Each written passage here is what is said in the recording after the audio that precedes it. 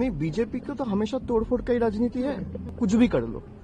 तृणमूल कांग्रेस का जो सीट 2021 में था और वोट परसेंटेज था, एक सीट बढ़ेगा, वोट परसेंटेज बढ़ेगा।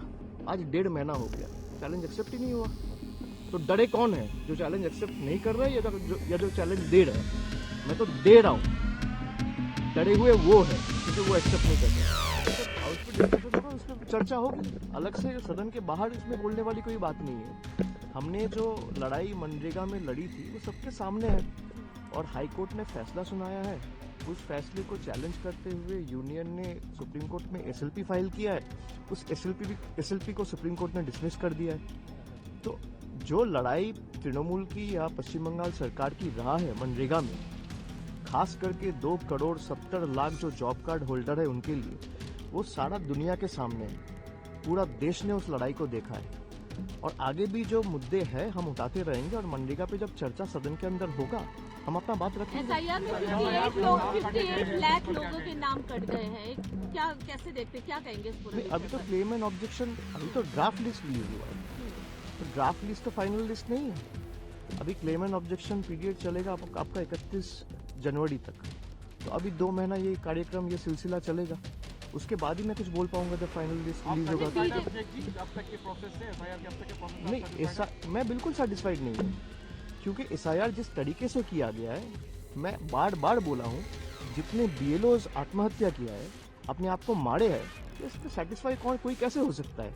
जिस अनप्लैंड वे में एसआईआर को जमीन पे उतारा गया है, जब चुनाव आयोग के पास 2 साल था, उस 2 साल का उपयोग करके आप एसआईआर करते, कोई दिक्कत नहीं है। आप 2 साल का चीज 2 महीने में करेंगे, ये कैसे हो सकता है? बीजेपी बीएलओज को तो कोई तृणमूल ने अपॉइंट नहीं किया है, पश्चिम बंगाल सरकार ने नहीं किया है, इलेक्शन कमीशन ने किया है।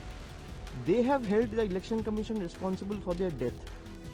These BLOs are not being appointed by the party or the state government. They were appointed by the election commission themselves. तो ये दर्शाता है कि how unplanned and washed up exercise SIR in itself was. तो इसमें satisfy कोई कैसे हो सकता है? अगर आप 2 साल लेके करते तो इसमें और अच्छा होता। बीजेपी ये कह रही है कि सीए को लेकर ममता जी ने इतना ऑब्जेक्शन किया, अब इतने लाखों लोगों के नाम जो नहीं है, जो रिमूव हुए हैं, उसका क्या करेंगे? इतने बंगाली जो उनका क्या? नहीं, बीजेपी को तो हमेशा तोड़फोड़ का ही राजनीति है। बीजेपी से पूछिए भाई, सीए का आपको रूल ड्राफ्ट करने में 5 साल लग गया, जरा पब्लिश करिए, उसके बाद आज तक 2019 में सीए आपने लागू किया। 2019, 20, 21, 22, 23, 24, 25, ये 6-7 साल में आपने कितने लोगों को सीए दिया है? You should publish the list, फिर बात करें। Where is BJP accountability? BJP should be the last one to teach us how to take people into confidence and promote the message of unity and diversity. वो हम लोग की है, BJP का तो कोई अकाउंटेबिलिटी है ही नहीं। असम में जब एनआरसी हुआ, क्या हुआ? कितने लोगों का नाम निकाले गए? वो आज कहाँ है?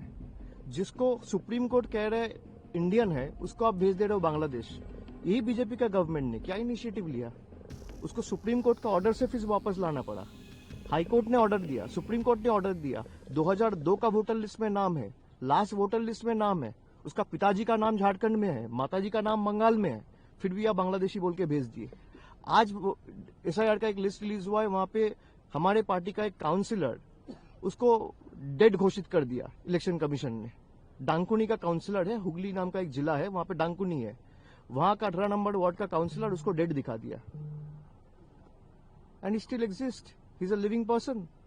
एक आरोप लग रहे हैं सर कि एसआईआर से आप मुझे जाना दीजिए। एक आरोप लग रहे हैं सर कि एसआईआर से आप लोग डरे हुए हैं, ये इसलिए कि आप लोग का वोट बैंक कट जाएगा जो घुसपैठ किए। ये आप लोग, इस तरीके के जो आरोप लग रहे हैं, ये आप आजकल का पत्रकार जो है वो सवाल पूछते हैं, लेकिन मैं क्या पहले बोला हूँ वो देखते नहीं है।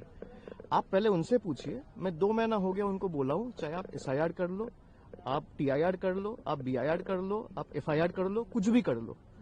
तृणमूल कांग्रेस का जो सीट 2021 में था और वोट परसेंटेज था, एक सीट बढ़ेगा, वोट परसेंटेज बढ़ेगा।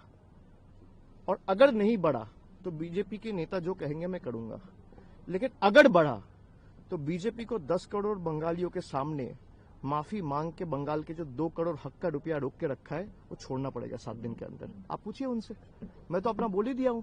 सर मेसी वाले आप इवेंट में आप कह रहे हैं कि बीजेपी कह रहा है डरे हुए हैं। भाई डरे हुए हैं तो मैं तो चुनौती दे रहा हूं, आप एक्सेप्ट कर लो।